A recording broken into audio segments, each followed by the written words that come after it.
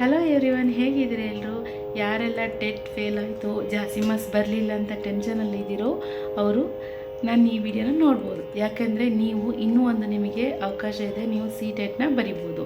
CTETಲ್ಲಿ ಬರೆದ್ರೂ ಸಹ ನೀವು CETಗೆ ಅಪ್ಲೈ ಮಾಡ್ಬೋದು. ಸೊ ನಾನು ಇವತ್ತಿನಿಂದ CTET ಓದ್ತಾ ಇದ್ದೀನಿ, ನೀವು ಸಹ ನನ್ನ ಜೊತೆ ಓದಿ ಬನ್ನಿ. ಹಾಗಿದ್ರೆ ಅದಕ್ಕೆ ನಾನು ಯಾವ ಬುಕ್ಕನ್ನು ಓದ್ತಾ ಇದ್ದೀನಿ, ಯಾವ ರೀತಿ ಸ್ಟಡಿ ಮಾಡ್ತೀನಿ ಅನ್ನೋದನ್ನು ನಿಮ್ಮ ಜೊತೆ ಶೇರ್ ಮಾಡ್ಕೊಳ್ತಾ ಹೋಗ್ತೀನಿ. ನೀವು ನನ್ನ ಜೊತೆ ಜಾಯ್ನ್ ಆಗಿ ಅದೇ ರೀತಿ ನೀವು ನನ್ನ ಜೊತೆ ಓದಿ ಮತ್ತು ಎಕ್ಸಾಮನ್ನು ಬರೆಯೋಣ ಬನ್ನಿ. ಹಾಗಿದ್ರೆ ನಾನೀಗ ಯಾವ ಬುಕ್ಕನ್ನು ಅದಕ್ಕಾಗಿ ಓದ್ತಾ ಇದ್ದೀನಿ ಅನ್ನೋ ನೋಡ್ಕೊಂಬರೋಣ. ನೋಡಿ, ನಾನು CTETಗೆ ಸಕ್ಸಸ್ ಮಾಸ್ಟರ್ ಅಂತ ತೊಗೊಂಡಿದ್ದೀನಿ. ಅರಿಯಂತ್ ಪಬ್ಲಿಕೇಶನ್ಸ್ ಇದು. ಇನ್ನೊಂದು ನಾನು ಕ್ವಶನ್ ಬ್ಯಾಂಕ್ ತೊಗೊಂಡಿದ್ದೀನಿ, ಅದನ್ನು ಆರ್ಡ್ರ್ ಹಾಕಿದ್ದೀನಿ, ಇನ್ನೂ ಬಂದಿಲ್ಲ. ಬಂದಮೇಲೆ ನಿಮಗೆ ತೋರಿಸ್ತೀನಿ. ಇದನ್ನು ನಾನು ಸ್ಟಡಿ ಮಾಡೋಣ ಅಂತ. ಇದರಲ್ಲಿ ನಾನು ಕನ್ನಡ ಇಂಗ್ಲೀಷ್ ಓದೋದಿಲ್ಲ, ಕನ್ನಡ ಇಂಗ್ಲೀಷ್ ಬಿಟ್ಟು ನಾನು ಫಸ್ಟ್ ಲ್ಯಾಂಗ್ವೇಜ್ ಕನ್ನಡ ತೊಗೊಂಡಿದ್ದೀನಿ, ಸೆಕೆಂಡ್ ಲ್ಯಾಂಗ್ವೇಜು ಇಂಗ್ಲೀಷ್ ತೊಗೊಂಡಿದ್ದೀನಿ. ಇನ್ನು ಸೈಕಾಲಜಿ ನಾನು ಇದರಲ್ಲಿ ಓದ್ಕೊಳ್ತೀನಿ. ನೋಡಿ, ಇದರಲ್ಲಿ ಹೇಗಿದೆ ಅಂತ ತೋರಿಸ್ತೀನಿ. ಹೇಗೆ ನಿಮಗೆ ಪರಿವಿಡಿ ಅಂದರೆ ತೋರಿಸಿದ್ರೆ ಗೊತ್ತಾಗುತ್ತೆ. ನೋಡಿ, ವಿಷಯ ಸೂಚಿ ನಾನು ಹಿಂದಿ ಮೀಡಿಯಮ್ ತೊಗೊಂಡಿರೋದ್ರಿಂದ ಹಿಂದಿಲಿದೆ. ನಿಮಗೇನಾದರೂ ಇಂಗ್ಲೀಷ್ ಚೆನ್ನಾಗಿ ಅರ್ಥ ಆಗುತ್ತೆ, ಇಂಗ್ಲೀಷ್ ಓಕೆ ಅಂದರೆ ಇಂಗ್ಲೀಷಲ್ಲಿ ತೊಗೊಳ್ಳಿ. ನನಗೆ ಸ್ವಲ್ಪ ಹಿಂದಿ ಓಕೆ, ನಾನು ಹಿಂದಿ ಚೆನ್ನಾಗಿ ಅಂಡರ್ಸ್ಟ್ಯಾಂಡ್ ಮಾಡ್ಕೊಳ್ತೀನಿ. ಸೊ ಅದಕ್ಕೋಸ್ಕರ ನೋಡಿ ಈ ರೀತಿ ಇದೆ. ಮತ್ತು ನಾನು ಯಾವ ರೀತಿ ಓದ್ತೀನಿ ಅಂತ ನಿಮಗೆ ಹೇಳ್ತೀನಿ, ಹೇಗೆ ಈಸಿ ಟ್ರಿಕ್ ಪಾಸ್ ಮಾಡೋದಕ್ಕೆ ಅಂತ. ನೋಡಿ, ಎಲ್ಲ ಇದರಲ್ಲಿ ಏನೇನಿದೆ ಅಂತ ನೋಡಿ. ಫಸ್ಟಿಗೆ ಇಲ್ಲಿ ಕೊಟ್ಟಿದ್ದಾನೆ ಬಾಲ್ ವಿಕಾಸ್ ಏವಂ ಶಿಕ್ಷಾಶಾಸ್ತ್ರ ಅಂತ. ಮತ್ತು ಸಾಲಿಡ್ ಪೇಪರ್ 3 ಇದೆ, 19, 18 ಮತ್ತು 16ಇಂದು. ಫಸ್ಟಿಗೆ ಸೈಕಾಲಜಿ ಇದೆ.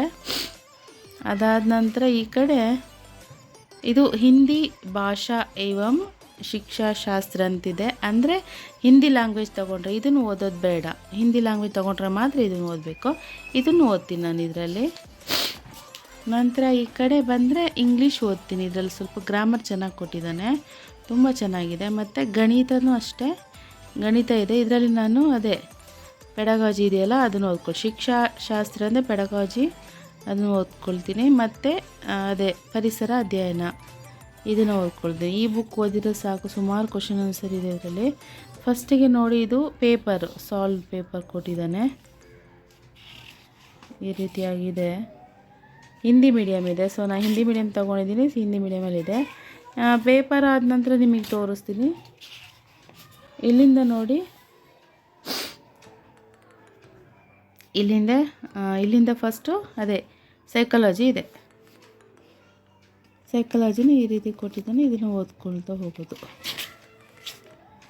ಸಾರಿ, ಇದು ಪೇಪರ್. ಇಲ್ಲಿಂದ ಸೈಕಾಲಜಿ ಫಸ್ಟ್ ಇದೆ. विकास की अवधारणा एवं इसका अधिगम से ಸಂಬಂಧ ಅಂತಿದೆ. ಇದು ನಾವು ಓದ್ಕೊಂಡು ಹೋಗೋದು. ಅಂದರೆ concept of development and it's relationship with learning ಅಂತಿದೆ. ಸೊ ಇದನ್ನು ಓದಿ, ಇದರಲ್ಲಿ ಎಷ್ಟು ಚೆನ್ನಾಗಿ ಕೊಟ್ಟಿದ್ದಾನೆ ಅಂದರೆ ಥಿಯರಿ ಕೊಟ್ಟಿದ್ದಾನೆ. ಇದನ್ನು ಓದಿ ನೀವು ಇದಕ್ಕೆ ಸಂಬಂಧಪಟ್ಟಂಗೆ ಕ್ವಶನ್ ಆನ್ಸರ್ ಇದ್ದಾರೆ, ಅಭ್ಯಾಸ ಪ್ರಶ್ನೆ ಅಂತಿದೆ. ಇದನ್ನು ಥಿಯರಿ ಓದಿ ಇದನ್ನು ಓದಿದ್ರೆ ತುಂಬ ಚೆನ್ನಾಗಿ ಮಂದಟ್ಟಾಗುತ್ತೆ. ಅಕಸ್ಮಾತ್ ಇಲ್ಲ ಅಂದರೆ ನೀವು ಇದನ್ನು ನೋಡಿಕೊಂಡ್ರೆ ಸಾಕು. ಇಲ್ಲಿ ಕ್ವಶನ್ ಅಂದರೆ ಈ ಒಂದು ಟಾಪಿಕ್ಕಿಗೆ ಏನು ಕ್ವಶನ್ಸ್ ಬರುತ್ತೆ ಅನ್ನೋದನ್ನು ಕೊಟ್ಟಿದ್ದಾನೆ. ಸೊ ನಾನು ಇದನ್ನು ಕಾನ್ಸಂಟ್ರೇಟ್ ಮಾಡ್ತಾಯಿದ್ದೀನಿ. ನೋಡಿ, ಇಷ್ಟೇ ಒಂದು ಪಾಠಕ್ಕೆ ಇಷ್ಟು ಬರುತ್ತೆ ಕ್ವಶನ್ಸು, ಫುಲ್ ಕೊಟ್ಟಿದ್ದಾನೆ. ಇದು ಓದಿದ್ರೆ ಸಾಕು. ಆನ್ಸರ್ಸ್ ಇಲ್ಲಿ ಕೊಟ್ಟಿದ್ದಾನೆ, ನಾವು ಟ್ರೈ ಮಾಡ್ಬೋದು. ನಂತರ ನಾವು ಗೊತ್ತಾಗಿಲ್ಲ ಅಂದರೆ ಇಲ್ಲಿ ನೋಡ್ಬೋದು. ಈ ರೀತಿಯಾಗಿ ನಾನು ಸ್ಟಾರ್ಟ್ ಮಾಡಿದ್ದೀನಿ. ಇವತ್ತು ನಾನು ಈ ಟಾಪಿಕ್ನ ಓದ್ತಾ ಇದ್ದೀನಿ. ಆ ಸೈಕಾಲಜಿ ನಾವು ಕನ್ನಡದಲ್ಲೇ ಓದಿರ್ತೀವಿ, ಹಾಗಾಗಿ ನನಗೆ ಬೇಗ ಸ್ವಲ್ಪ ಅರ್ಥ ಆಗುತ್ತೆ. ಸ್ವಲ್ಪ ಇದರಲ್ಲಿ ಭಾಷೆ ಚೇಂಜ್ ಇರೋದ್ರಿಂದ ಕೆಲವೊಂದು ಶಬ್ದಗಳು ಬೇರೆ ಥರ ಬರುತ್ತೆ ಮೀನಿಂಗು. ಸೊ ಹಾಗಾಗಿ ಹಿಂದಿಲಿ ಓದಿದ್ರೆ ಚೆನ್ನಾಗಿ ಅರ್ಥ ಆಗುತ್ತೆ. ಹಾಗಾಗಿ ಗಣಿತ, ಪರಿಸರ ಅಧ್ಯಯನ ಮತ್ತು ಸೈಕಾಲಜಿ ನಾನು ಹಿಂದಿ ಮೀಡಿಯಮಲ್ಲಿ ಓದ್ಕೊಳ್ತಾ ಇದ್ದೀನಿ.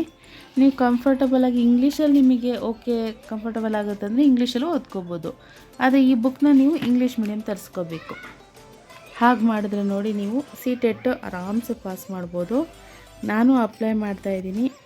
ಯಾರೆಲ್ಲ ಟೆಟ್ ಹೋಯಿತು ಅಂತ ಅಂದ್ಕೊಂಡಿರ್ತೀರಲ್ಲ, ಕೊರ್ಗೋ ಬದಲು ಇದನ್ನು ಅಟೆಂಡ್ ಮಾಡಿ ನೆಕ್ಸ್ಟ್ ನೀವು CETಗೆ ರೆಡಿ ಆಗ್ಬೋದು. ನೆಕ್ಸ್ಟ್ ನಾನು CET ಲಾಗ್ಸ್ನ ಸಹ ಅಪ್ಲೋಡ್ ಮಾಡ್ತೀನಿ. ಸೊ CTETಗೆ ಯಾವ ರೀತಿ ಇವತ್ತು ನಾನು ಏನು ಓದ್ತಾ ಇದ್ದೀನಿ ಅಂದರೆ ಈ ಟಾಪಿಕ್ ಓದ್ತಾ ಇದ್ದೀನಿ.